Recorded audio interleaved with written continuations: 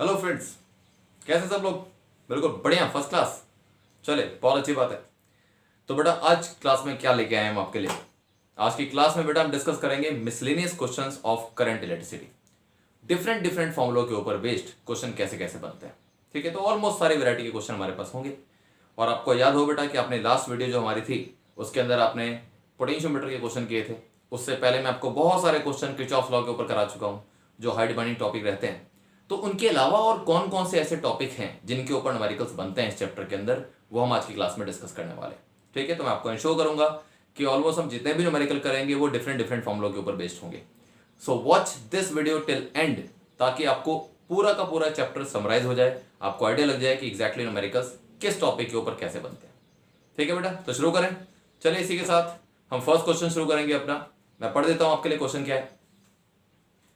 To conducting wires X and Y of same diameter. दो conducting wires हैं जिनका diameter same है। अच्छा, डायमीटर सेम होने का मतलब रेडियस सेम होना और एरिया ऑफ क्रॉस सेक्शन भी सेम हो जाता है। तो इसका मतलब ये हो गया कि we have two wires X and Y, साथ साथ जो जो इंफॉर्मेशन दे रखी है साथ साथ लिखते चलते हैं। Area of cross section of X is equal to area of cross section of Y, ये दोनों सेम है। ये आपको फर्स्ट लाइन में मिल गई। ठीक है, तो two conducting wires X and Y of same diameter but different materials, they have different materials. Different material का मतलब क्या होता है? दोनों की रेजिस्टिविटी सेम नहीं है। ठीक है ना, रेजिस्टिविटी सेम नहीं। मटेरियल डिफरेंट होने का मतलब रेजिस्टिविटी सेम ना होना होता है। ठीक है, are joined in series across a battery if the number density of electrons is x, if the number density of electrons in x is twice that of y, number density of electrons in x is equal to twice the number density in y. number density को हम denote करते हैं किससे? Small n से। क्या मतलब होता है नंबर डेंसिटी का? Number of electrons per unit volume, इसको बोलते हैं नंबर डेंसिटी। ठीक है, find the ratio of drift velocity of electrons in the two wires. Drift velocity का रेशियो क्या रहेगा टू वायर्स के अंदर? ठीक है, तो चलिए जी देखते हैं। ड्रिफ्ट वेलोसिटी का अगर आपको रेशियो चाहिए तो आपको क्या कैलकुलेट करना है? V D X upon V D Y. ये पता होना चाहिए एग्जैक्टली कि हम चाहते क्या है। आपको ये बताना है drift velocity in X upon drift velocity of Y, इसका रेशियो क्या होगा। तो देखिए हमारे पास इंफॉर्मेशन क्या क्या होगी। सबसे पहले आप सोचते कैसे हैं? अगर दो मटेरियल भले वो डिफरेंट टाइप के हों, ठीक है, रेजिस्टिविटी दोनों की अलग हो, लेकिन एक कंफर्म बात है कि अगर दोनों को सीरीज में कनेक्ट करोगे तो करंट सेम फ्लो करेगी। आप याद करिए कि अगर दो रेजिस्टेंस होते हैं, R1 ये अलग था, ये R2 था, ये अलग था, दोनों को अगर मैं सीरीज में कनेक्ट कर दूं तो जितनी करंट इसके अंदर फ्लो करती है उतनी करंट दूसरे में फ्लो करेगी। इसी तरीके से अगर मैं कॉपर की वायर को एल्यूमिनियम की वायर के साथ, दो डिफरेंट मटेरियल, इसको छोड़ देते हैं, कॉपर की वायर को एल्यूमिनियम की वायर के साथ अगर मैं सीरीज में कनेक्ट कर दूं, सीरीज में ऐसे कनेक्ट होते हैं, तो जितनी करंट कॉपर से फ्लो करेगी, अगर आई करंट फ्लो करती है तो आई ही एल्यूमिनियम से फ्लो करेगी, because we know in series combination current remain same. ठीक है बेटा, तो ये एक इंफॉर्मेशन जो आपको यहां दे दी है, कहां से? Materials are joined in series. ये जो सीरीज है ना, इससे हमें इंफॉर्मेशन मिलती है। तो एक चीज और जो हमें इस क्वेश्चन में पता लग गई, वो पता लग गई कि आई एक्स जो है वो आई वाई के बराबर होगी, करंट दोनों में सेम। अब क्या करना है? अब हमें सोचना है कि क्या हमारे पास ऐसा कोई फॉर्मूला अवेलेबल है जिसके अंदर करंट आता हो, नंबर डेंसिटी आता हो, एरिया आता हो, ड्रिफ्ट वेलोसिटी आती हो। तो दिमाग में पहला जो आंसर आता है वो आता है I is equal to N E A V D, current और ड्रिफ्ट वेलोसिटी के बीच का रिलेशन। तो चलिए लिखते हैं। तो हमारे पास फॉर्मूला है I is equal to N E A V D, ये फॉर्मूला अप्लाई करेंगे। तो अगर मैं इस फॉर्मूले को कैसे लगाऊं? इस फॉर्मूले को अगर मैं आई एक्स और आई वाई की फॉर्म में लगाऊं, यानी कि दोनों डिफरेंट मटेरियल्स के लिए, तो कैसे आएगा? तो देखो इसी फॉर्मूले के अंदर अगर मैं मेरे को मॉडिफिकेशन करना है तो आई एक्स कितना आएगा? I X is equal to N X, X material की नंबर डेंसिटी अलग थी, ई का मतलब चार्ज ऑफ इलेक्ट्रॉन, वो तो सेम रहेगा। इलेक्ट्रॉन चाहे एक्स का हो चाहे वाई का हो, दोनों के लिए सेम होता है। Area of cross section for X, drift velocity for Y, sorry X, ये एक्स, ये एक्स, ये एक्स। हमने इलेक्ट्रॉन के साथ एक्स नहीं लगाया क्योंकि इलेक्ट्रॉन का एक्स और वाई से कोई लेन देना नहीं है, वो तो सबके लिए सेम होता है, वो तो पूरे यूनिवर्स के लिए इलेक्ट्रॉन ही एक ही जैसा होता है। ठीक है, अब बात करें आई वाई।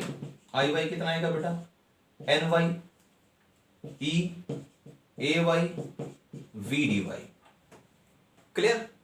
अब आपको क्या करना है, ड्रिफ्ट वेलोसिटी का रेशियो निकालना है, V D X upon V D Y. तो दोनों इक्वेशन को डिवाइड कर देते हैं। This is suppose your equation number 1, this is equation number 2। अगर आप इन दोनों को डिवाइड करते हैं तो आपको क्या मिलता है, चेक करिए। ठीक है, तो इन दोनों को डिवाइड करेंगे तो आपको मिलेगा I X upon I Y is equal to N X upon N Y E A X A Y and V D X upon V D Y. ये निकल के आता है। अब जरा चेक करो क्या क्या कैंसिल हो सकता है।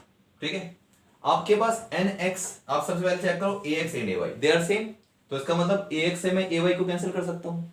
इलेक्ट्रॉन दोनों के लिए सेम है, कैंसिल हो गया। ठीक है, I X I Y, I X is equal to I Y, ये भी दोनों सेम थे, दोनों कैंसिल। क्या बचता है, 1 equals to N X upon N Y is equal to sorry into V D X upon V D Y.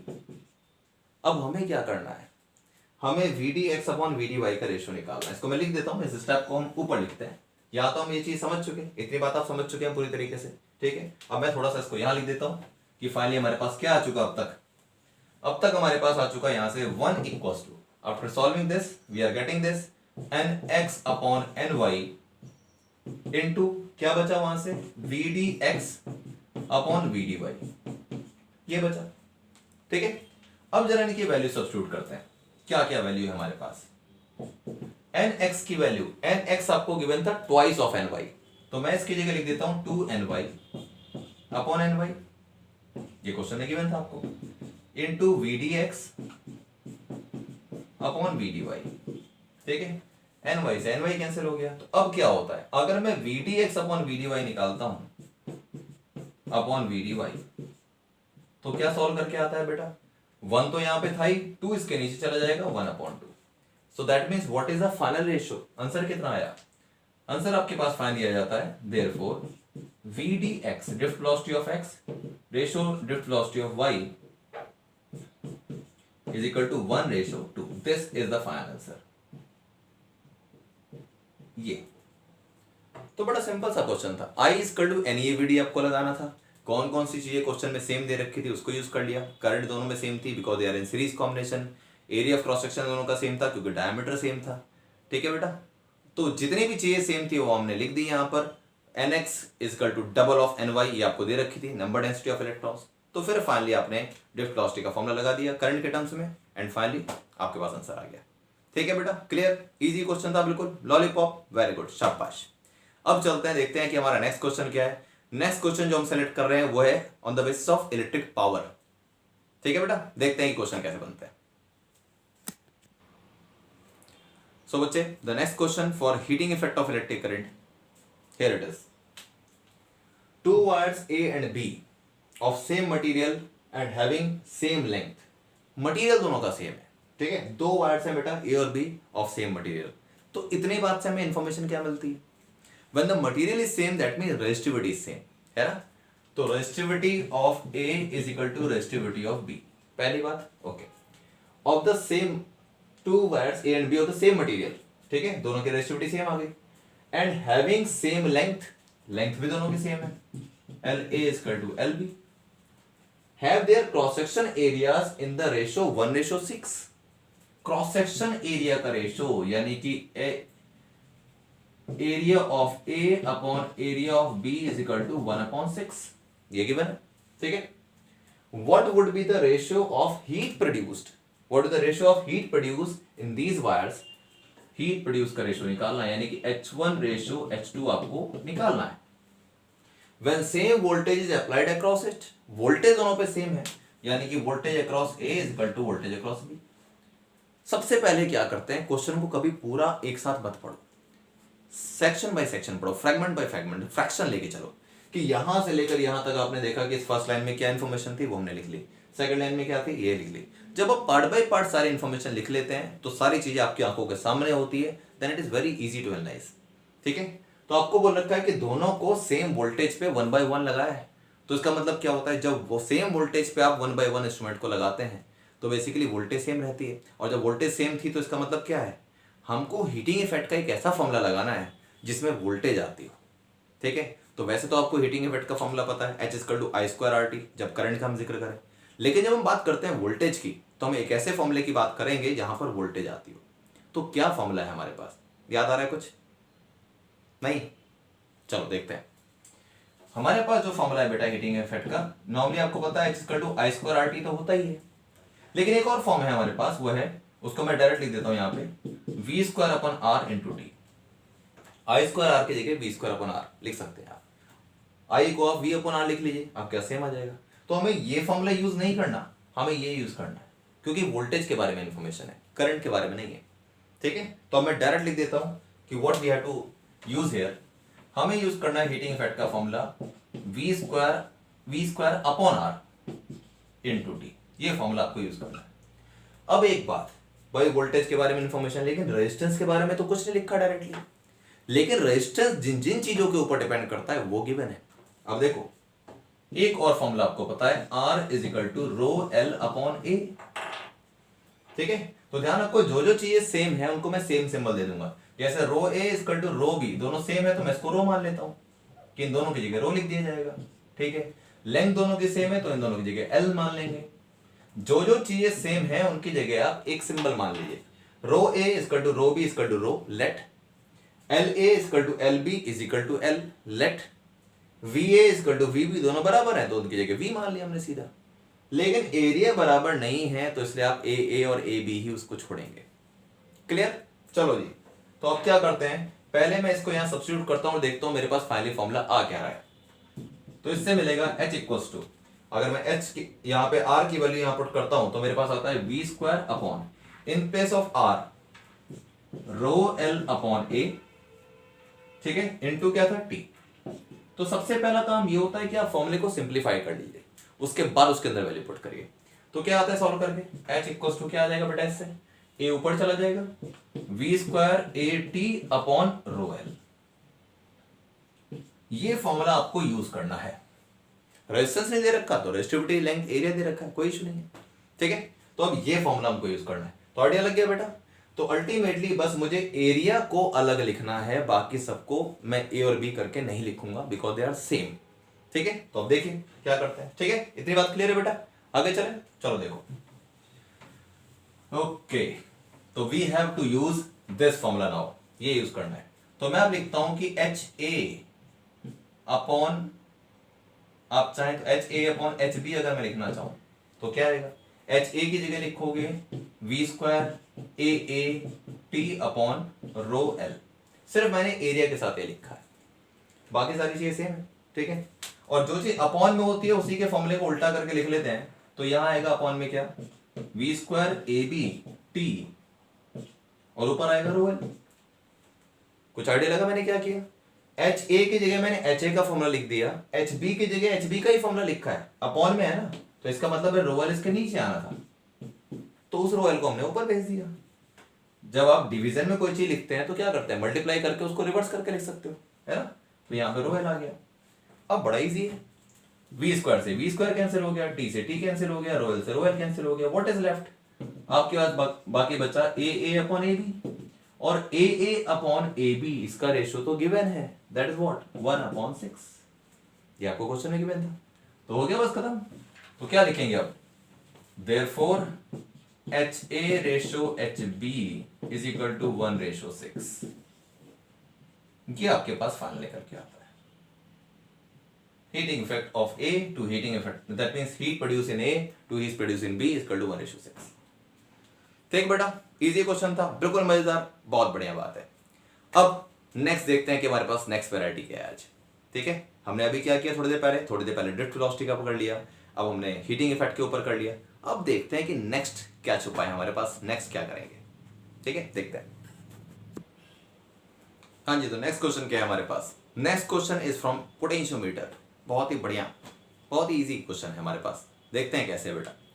Question ये है हमारे पास, आपको एक पोटेंशियोमीटर दे रखा है।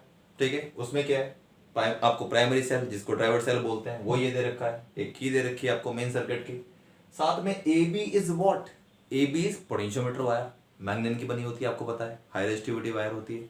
ठीक है, ये हो गया आपके पास। उसके साथ में क्या है, सेकेंडरी सर्किट में क्या दे रखा है, दो सेल्स दे रखे हैं, ईएमएफ एप्सिलॉन 1, ईएमएफ एप्सिलॉन 2। एक बार वो सेल इस कॉम्बिनेशन में लगते हैं तो गैल्वेनोमीटर के थ्रू जो बैलेंसिंग पॉइंट मिलता है वो मिलता है 250 सेंटीमीटर के ऊपर। ठीक है, 250 सेंटीमीटर पे आपको बैलेंसिंग लेंथ मिलती है।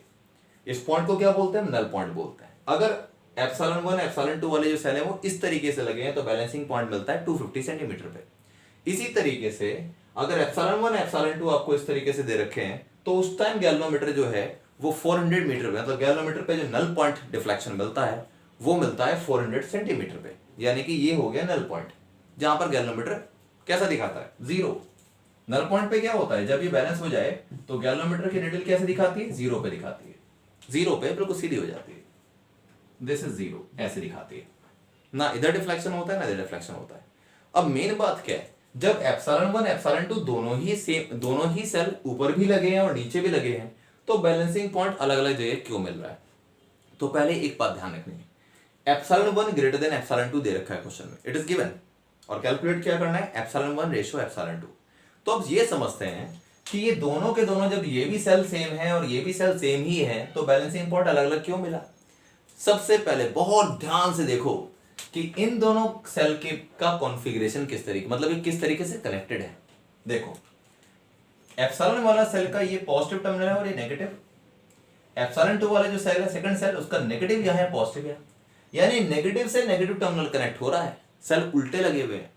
ठीक है, और यहां पर ये पॉजिटिव ये नेगेटिव, ये पॉजिटिव ये नेगेटिव। जब किसी सेल का positive terminal negative terminal positive terminal negative terminal ऐसे लगे होते हैं, मतलब पॉजिटिव के बाद नेगेटिव आएगा फिर पॉजिटिव फिर नेगेटिव, तो ये सिमेट्रिकली लगे हुए हैं। ऐसे में क्या होता है, ईएमएफ ऐड होता चला जाता है, ऐड करते हैं एप्सिलॉन 1 प्लस एप्सिलॉन 2। लेकिन अगर ये सेल उल्टे लगे हैं ऐसे, नेगेटिव से नेगेटिव जोड़ दो आप, तो इन दोनों को एक दूसरे से माइनस कर दिया जाता है, जो बड़ा होगा उसमें से दूसरे को माइनस करेंगे, यानी कि इसमें एप्सिलॉन 1 माइनस एप्सिलॉन 2 आएगा। लेकिन अगर आपके पास ऐसे लगा हुआ है पॉजिटिव नेगेटिव, ये एप्सिलॉन 1 था ये एप्सिलॉन 2, तो जो नेट ईएमएफ आता है वो एप्सिलॉन 1 प्लस एप्सिलॉन 2 आ जाता है, दोनों को ऐड करके आता है।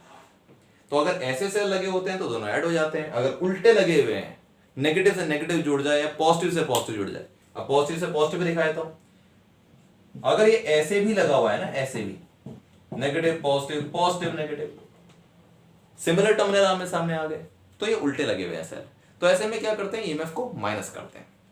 तो अब आपको ये देख के पता लग गया होगा कि ये केस या ये केस, इन दोनों में से कौन सा केस कहां दे रखा है। फर्स्ट केस में they are connected in opposite direction, यानी कि ऑपोजिट सेंस बोलते हैं, they are connected in opposite sense, that means we need to subtract them. आपको एप्सिलॉन 1 और एप्सिलॉन 2 को आपस में माइनस करना पड़ेगा। अब किस में से किसको माइनस करेंगे, हमेशा बड़े में से छोटे को माइनस करना है। तो क्वेश्चन में गिवन है कि epsilon 1 is greater than epsilon 2, यानी मैं एप्सिलॉन 1 में से एप्सिलॉन 2 को माइनस करूंगा। तो ठीक है, अब देखते हैं बच्चे, तो फॉर्मूला क्या लगाना है। दोनों में आपको डिफरेंस पता लग गया बेटा, ये दोनों के दोनों सेम कनेक्शन, यानी कि दोनों के दोनों सिमेट्रिकल हैं, तो ये दोनों ऐड हो जाएंगे, दोनों अपोजिट सेंस में जुड़े हुए हैं, तो यहाँ पे क्या होगा, दोनों माइनस हो जाएंगे।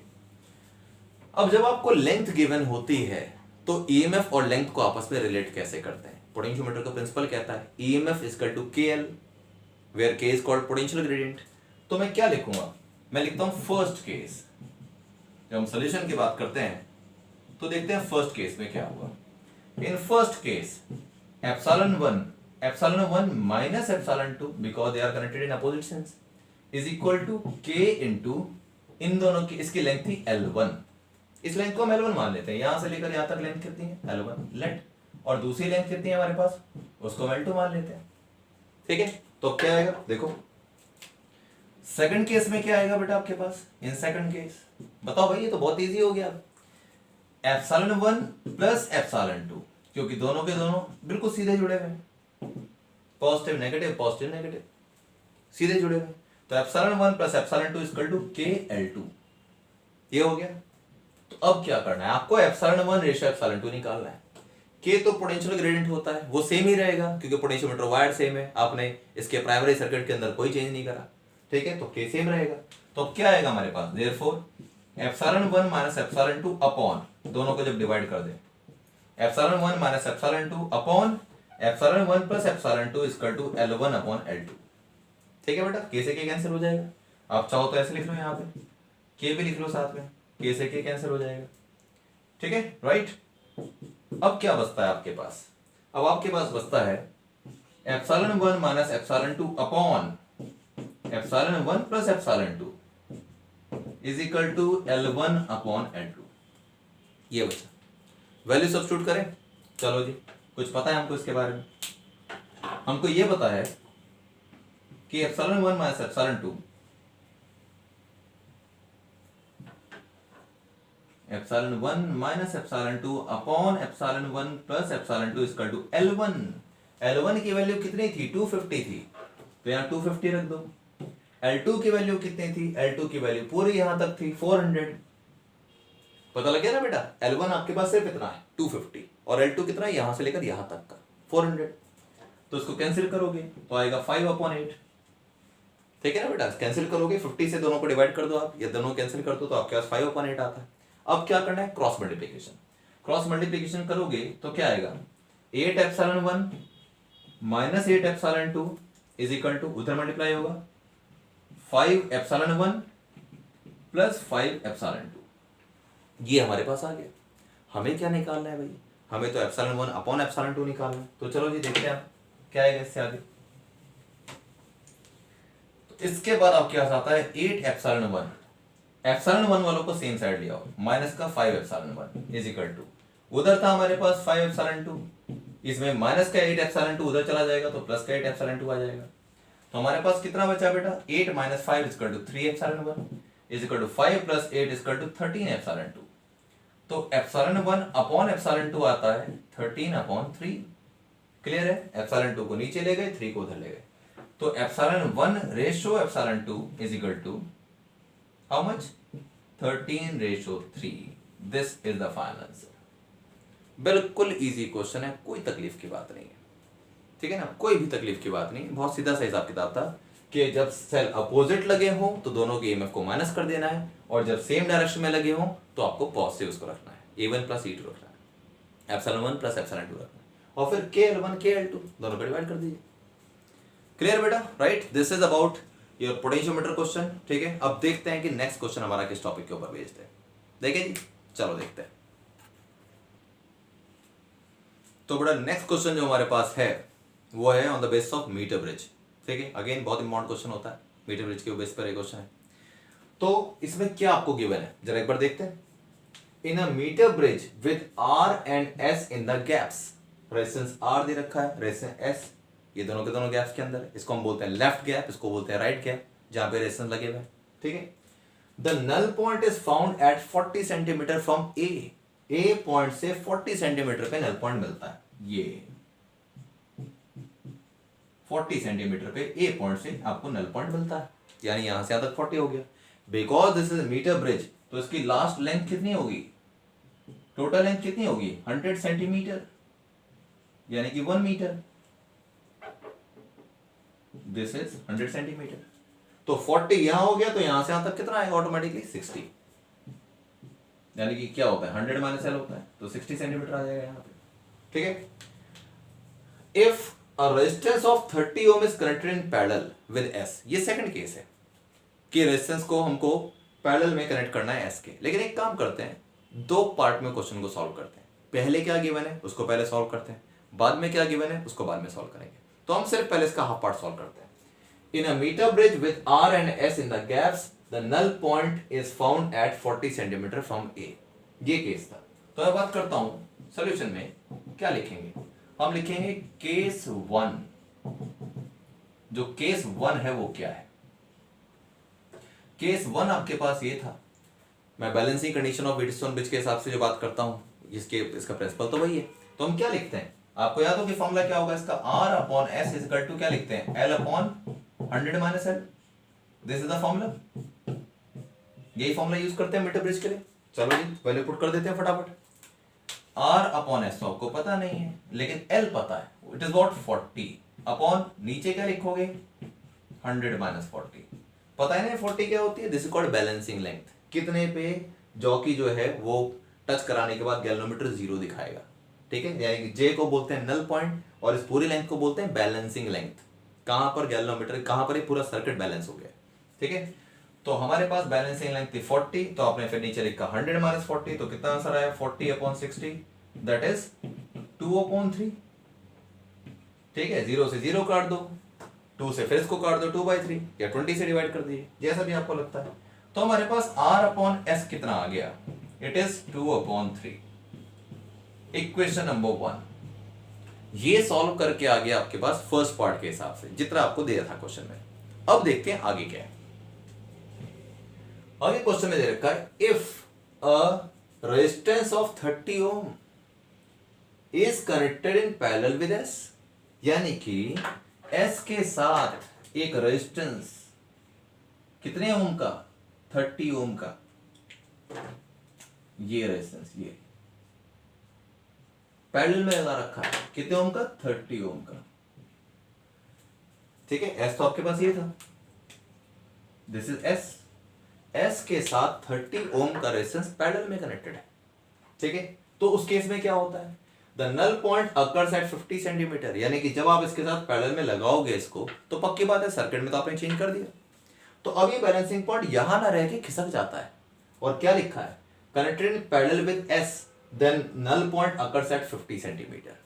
50 सेंटीमीटर, इसका मतलब ये हुआ कि गैल्वेनोमीटर अभी जो 40 पे दिखा रहा था, अभी कहां जाएगा, अब क्या चेंज होएगा इसके अंदर। अब देखते हैं चेंज क्या होगा। सेकंड केस में ये हो गया कि ये तो मेरे पास ये भी वायर थी 100 सेंटीमीटर की, अब ये गैल्वेनोमीटर 40 पे ना दिखा के ये just half of the length यहां आ जाएगा, 50 सेंटीमीटर पे शो करेगा। तो बैलेंसिंग लेंथ यहां से लेकर यहां तक कितनी हो गई, 50 सेंटीमीटर, तो ऑटोमेटिकली ये भी 50 हो गया, 100 माइनस 50 इक्वल टू 50। तो क्वेश्चन में क्या गिवन है, क्वेश्चन में ये गिवन है कि जब आप S के साथ 30 ओम को पैरेलल में लगाते हो, तो बैलेंसिंग पॉइंट जो पहले 40 पे था वो शिफ्ट होकर 50 पे चला जाता है। किधर मूव कर गया, राइट साइड में, राइट साइड में।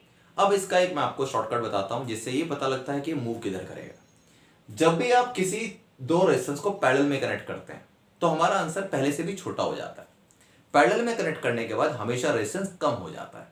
तो अगर यहां रेजिस्टेंस कम हो जाएगा तो यहां लेंथ कम हो जाएगी, और लेंथ कम करने का तरीका क्या होता है, वायर को थोड़ा ना काटेंगे, ये जो की होती है, जॉकी जो होती है, उसको इधर मूव करा दो तो ऑटोमेटिकली ये लेंथ छोटी हो जाएगी पहले के मुकाबले। पहले लेंथ 60 सेंटीमीटर थी, अब कितनी हो गई, 50, छोटी हो गई ना, बैलेंसिंग लेंथ छोटी हो गई। तो इसका मतलब whenever the resistance in this decreases, parallel combination लगाओगे तो हमेशा डिक्रीज होगा, तो लेंथ भी छोटी हो जाएगी। ठीक है, और जब भी यहां पे रेजिस्टेंस आप बढ़ाएंगे, जब सीरीज कॉम्बिनेशन में हो, जैसे ऐसे ही पॉसिबल है कि ऐसे ही सिमिलर एक क्वेश्चन ऐसा आ जाए कि जिसमें S के साथ 5 ओम या 6 ओम आपने सीरीज में लगा दिया हो, तो क्या होगा, तो जब यहाँ रेजिस्टेंस बढ़ेगा, सीरीज में रेजिस्टेंस बढ़ता है तो फिर लेंथ इधर शिफ्ट हो जाती है, मतलब जॉकी इधर शिफ्ट हो जाएगी ताकि लेंथ बढ़ जाए। तो बेसिकली लेंथ को छोटा और बड़ा करने का तरीका ये नहीं होता कि आप लेंथ को कट करेंगे, जॉकी को इधर शिफ्ट कर दो तो इधर की लेंथ छोटी हो जाएगी, जॉकी को इधर शिफ्ट कर दो तो इधर की लेंथ बड़ी हो जाएगी। तो जिधर रेजिस्टेंस लग रखा है, जिधर आपने पैरेलल या सीरीज में जोड़ा है, अगर पैरेलल में जोड़ा है तो नेट रेजिस्टेंस कम हो जाता है, तो बैलेंसिंग लेंथ छोटी हो जाती है, तो जॉकी इधर शिफ्ट हो जाती है टुवर्ड्स राइट। ठीक है, तो ध्यान रखना, पैरेलल में जब भी कनेक्ट करोगे, पैरेलल, एक शॉर्टकट बता रहा हूं, अगर पैरेलल में कोई चीज रखी होगी तो जॉकी जो होगी टुवर्ड्स राइट जाएगी। राइट किधर, ये इस बात के ऊपर डिपेंड करता है कि मैंने इधर लगा रखा है। अगर मैं इधर पैरेलल लगाता हूं तो दूसरा केस हो जाएगा। मैं इस डायग्राम के हिसाब से लिख रहा हूं कि अगर पैरेलल में लगाओगे तो जॉकी टुवर्ड्स राइट जाएगी, ठीक है, और अगर सीरीज में रेजिस्टेंस लग रखा हो तो जॉकी जाएगा टुवर्ड्स लेफ्ट। ये 100% इस केस में होगा जब भी आपको इधर यानी इस वाले रेजिस्टेंस के अंदर चेंज दे रखा है, यानी इधर पैरेलल या इधर सीरीज करोगे तो यही होगा ऑलवेज। अगर इसको मैं इधर जोड़ता हूं तो ठीक इसका उल्टा होगा, बस यही है। इसको इधर जोड़ दोगे तो ये उल्टा हो गया, तो ये भी उल्टा आंसर आएगा। लेकिन फिलहाल आप ध्यान रखें, एक को ध्यान रखोगे तो पता लग जाएगा। तो ये कंक्लूजन होता है, ये इसका शॉर्टकट है, इसको ध्यान रखिएगा। कई बार ऐसे क्वेश्चन आते हैं कि where will the jockey shift, ठीक है, तो अवे फ्रॉम ए और टुवर्ड्स ए, ऐसे करके बताना होता है। ठीक है, ये आपकी कॉम्पिटिटिव एग्जामिनेशन में भी एमसीक्यूज बेस्ड क्वेश्चन में काम आ सकते हैं। ठीक है, तो अब सुनो बेटा, फर्स्ट केस तो हमने सॉल्व कर लिया था, R/S 2/3 आ गया था। अब बात करते हैं व्हाट इज केस 2। R/S 2/3 था ना बेटा, इसको मैं यूज करूंगा आगे। केस 2 में क्या क्या चेंजेस हुए थे? केस 2 में ये चेंज हुआ था कि आपने एस के साथ 30 ओम को पैरेलल में लगाया। तो देखते हैं इनका नेट क्या आएगा, नेट रेजिस्टेंस कितना आएगा। 1/s डैश, मान लेते हैं कि इन दोनों का जो नेट है, नेट इनका नेट रेजिस्टेंस वो मान लेता हूं s डैश है। तो पैरेलल में जब दो रेजिस्टेंस लगाते हैं, देखो फॉर्मूला तो आपके पास ये होता है 1/s प्लस 1/30, भाई ये होता है ना 1/r1 प्लस 1/r2। अगर आपको शॉर्टकट में ये फॉर्मूला लगाना है तो आप क्या करें, इसी फॉर्मूले को लिख लीजिए s dash equal to s into 30/s plus 30। यानी जब पैरेलल कॉम्बिनेशन में आप सॉल्व करते हैं तो उसका आप डायरेक्ट आंसर लिख सकते हैं r1r2/r1 प्लस r2। ये होता है जब दो रेजिस्टेंस पैरेलल में सॉल्व होते हैं, डायरेक्ट इस फॉर्मूले को आप अप्लाई कर सकते हैं। तो हम इसी अप्लाई फॉर्मूले को यही अप्लाई कर रहे हैं, s dash net resistance equal to s into 30 r1 into r2/r1 plus r2। Clear. अब बेटा क्या करना है आपको, s डैश की वैल्यू तो ये आ गई। अब हमें बात करना है कि मीटर ब्रिज के हिसाब से हमारे पास क्या है। इन दोनों के रेजिस्टेंस को हमने क्या मान लिया, s डैश मान लिया। तो अब इक्वेशन क्या बनेगी, therefore r/s डैश, इसका रेजिस्टेंस r, इसका रेजिस्टेंस s डैश हो चुका, इज इक्वल टू फॉर्मूला क्या होता है L/100 माइनस L। अब मैं इस L को L डैश मान लेता हूं, ये न्यू बैलेंसिंग लेंथ हो गई। पहली वाली लेंथ को मैंने L माना था तो इसको कुछ और मानता हूं, इसको L डैश मान लिया। L dash upon 100 minus L dash, L dash कितना डिवीजन था इस केस में 50, और तो 100 माइनस 50 आ जाएगा नीचे, तो क्या बचा 50/50, कट के क्या आएगा 1 आएगा। तो आपके पास फाइनली क्या आता है r/s dash is equal to 1, that means r is equal to s dash. ये आया। अब मुझे क्या करना है, अब मुझे इसके अंदर s डैश की वैल्यू पुट करनी है। ठीक है, तो देखते हैं। ठीक है, इसको ध्यान रखिएगा जो मैंने लिखा है यहाँ पे, इसको नोट करिएगा जरूर बाद में। हाँ जी, तो अब क्या करना है भाई हमको, r is equal to s dash आ गया, तो वैल्यू पुट करते हैं। r तो r रहने दो, s डैश की वैल्यू क्या थी, s डैश ये लिखा है हमने, कितना था s इंटू 30/s प्लस 30। तो मैं क्या कर सकता हूं, s को नीचे ले जाओ, तो r/s equals to 30/s plus 30। अब इससे फायदा हमको क्या मिलने वाला है, इससे फायदा हमको ये मिलने वाला है कि r/s की वैल्यू तो हमें पता है, इक्वेशन नंबर 1 में निकाल चुके हम। कितनी निकाली थी r/s की वैल्यू, याद आ रहा है कितनी थी, 2/3। बिल्कुल, हम क्या लिखेंगे, therefore from equation 1, equation number 1 से अगर मैं इसकी वैल्यू पुट कर दूं तो r/s की जगह मैं लिखूंगा 2/3 is equal to 30/s plus 30। ठीक है, चलिए इसको मैं थोड़ा सा ऊपर लिख देता हूं, अगर ये बात यहां क्लियर नहीं है तो उसको हम यहां लिखते हैं दोबारा से, चेक करिए। इसको बाद में नोट करिएगा आराम से। therefore from equation 1 r/s जो था आपके पास, इसकी जगह मैं क्या लिख दूंगा 2/3, यानी कि r/s is equal to 2/3 is equal to what, is equal to कितना आ गया था 30/s प्लस 30। तो अब क्या होगा बेटा, क्रॉस मल्टीप्लाई कर दो, 2s plus 60 is equal to 90, 2s plus 2 into 30 is equal to 60 is equal to 90। तो 2s इज इक्वल टू कितना आता है 90 माइनस 60 इज इक्वल टू 30। तो s कितना निकल के आ गया बेटा 30/2 is equal to 15 ohm. This is the answer of s। s कितना निकल के आ गया 15 ohm after solving 15 ohm. s तो आ गया। आपको इस क्वेश्चन में s और r भी तो निकालना था। Determine the values of r and s। s निकल गया। अब r निकालना बहुत आसान काम है। इक्वेशन नंबर 1 पे चलो, देखो also as r upon s is equal to 2/3, तो r upon s कितना निकाला 15 is equal to 2/3। सॉल्व करिए इसको, r इक्वल्स टू 2 इंटू 15/3, 3 से 5 टाइम्स में 15 चला गया, तो r इक्वल टू कितना आ गया 10 ohm. This is the final answer. ठीक है बेटा, इसको मैं लिख देता हूं यहां पे, if you can't see that r equal to 10 ohm. Solve करके हमारे पास r की वैल्यू 10 ओम आ जाती है। 10 ओम 10 निकल गई। ठीक है, when you solve this you will get r equal to 10 ohm. जहां भी विजिबिलिटी हो, यहाँ विजिबिलिटी नहीं हो, मैं इसको दोबारा यहाँ लिख देता हूँ, एक बार चेक कर लो, R इक्वल टू 10 ओम, ये आपका फाइनल आंसर निकल के आता है यहाँ से। ठीक है बेटा, राइट। तो पता लग गया, हमने डिफरेंट डिफरेंट वैरायटी के क्वेश्चन करे, पोटेंशियोमीटर और व्हीटस्टोन ब्रिज के क्वेश्चन। बेटा जिन लोगों ने अभी तक ट्राई नहीं कर रखे हो वो मेरी प्रीवियस वीडियोस देख सकते हैं। जो मेरी सबसे लास्ट वीडियो थी उसके बाद मेरे पास पोटेंशियोमीटर का क्वेश्चन था, वहां आप उसको देख सकते हैं, राइट बेटा।